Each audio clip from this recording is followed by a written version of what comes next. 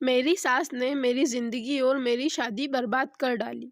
कई बार ज़िंदगी ऐसी करवट ले लेती है जिसकी किसी ने कल्पना तक नहीं की होती। ऐसा ही कुछ एक महिला के साथ शादी के बाद हुआ। मैं हमेशा से एक आत्मनिर्भर मौज मस्ती पसंद व्यक्ति रही हूँ और मेरे पति भी ऐसे ही हैं। कॉलेज रोमांस से शुरू हुई हमारी प्यार की कहानी में कई उतार चढ़ाव आए जिनका हमने मिलकर सामना किया। मेरे पति मेहनत व दृढ़ निश्चय वाले शख्स हैं और मैं भी इसी तरह की महत्वाकांक्षी व्यक्तित्व वाली हूँ। हम दोनों को लग्जरी और अपर हाई लाइफस्टाइल पसंद है। इसे बनाए रखने के लिए हम काफ़ी मेहनत करते हैं। हमारे रिश्ते को जब 5 साल हुए तब हमने शादी करने का फैसला लिया और एक दूसरे के परिवार से मिले। हमारे परिवार के बीच शुरू से ही अच्छा संबंध बना और हमारी शादी पक्की हो गई। मुझे पति की फैमिली का हिस्सा बनकर खुशी थी।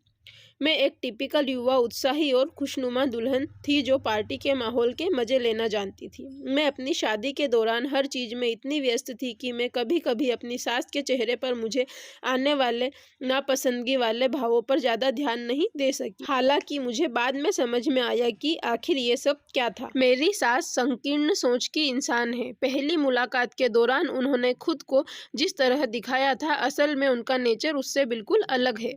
वह हर चीज़ को लेकर कमेंट करती है। मैं और मेरे पति सेकंड और सास ससुर नीचे वाले फ्लोर पर रहते थे।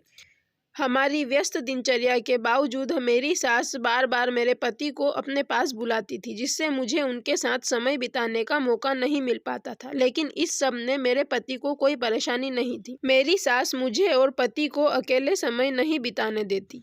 पति ने अपना पूरा खाली समय मेरी सास के साथ बिताना शुरू कर दिया। मैं उनसे कई बार कहती भी थी कि वह मेरे साथ कुछ समय बिताए, लेकिन इस पर वह जवाब देते थे कि इतने साल से वह अपनी माँ पर ध्यान नहीं दे सके और इसलिए अब उनके साथ टाइम स्पेंड करना चाहते हैं। यह सुनने के बाद मेरे पास कुछ कहने को नहीं रह जाता था। मुझे लगता था कि शायद मैं ही गलत हूँ।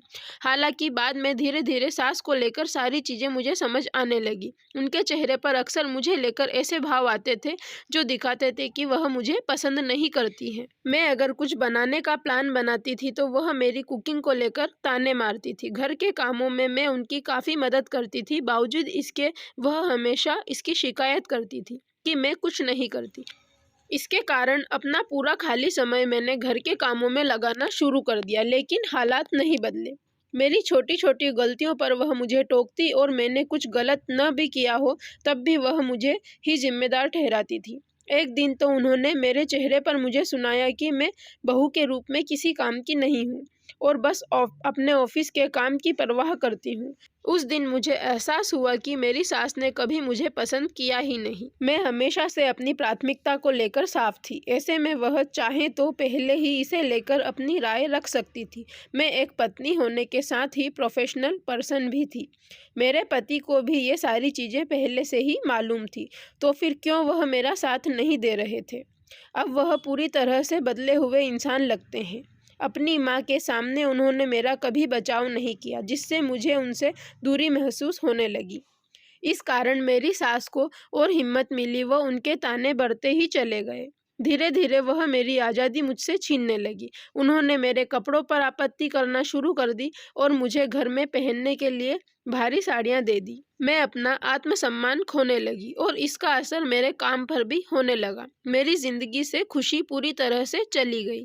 सबसे बुरा तो ये था कि मेरे पति ने इस पूरे दौरान मेरा कभी सपोर्ट नहीं किया। जिस व्यक्ति को मैं जानती थी वह उस समय मेरा साथ खड़ा नहीं हुआ जब मुझे उसकी सबसे ज़्यादा ज़रूरत थी। मैं धीरे धीरे डिप्रेशन में जाने लगी और ज़िंदगी के इस सबसे ख़राब दौर ने मुझे खुद के लिए स्टैंड लेने को मजबूर कर दिया। किसी को जब इसमें रुचि ही नहीं थी कि मैं क्या चाहती हूँ, तो मैंने भी पति से अलग होने का फैसला ले लिया। मेरे पति ने मेरी कभी नहीं सुनी और हमेशा अपनी माँ का साथ देते रहे। वह खुद कैसे थे उसे ही भूल गए। मैंने अब तलाक के लिए अर्जी दे दी है। मेरी सास ने मेरे आत्मसम्मान को तोड़ दिया, मेरी ज़िंदगी और करियर बर्बाद कर दिया। और सबसे ज़्यादा दुख तो इसका है कि उन्होंने मुझसे उस शख्स को छीन लिया जिससे मैंने सबसे ज़्यादा प्यार किया था। अगर आपको हमारी कहानी पसंद आई हो तो प्लीज़ वीडियो को लाइक, शेयर और चैनल को सब्सक्राइब ज़रूर करें। Thank you for watching.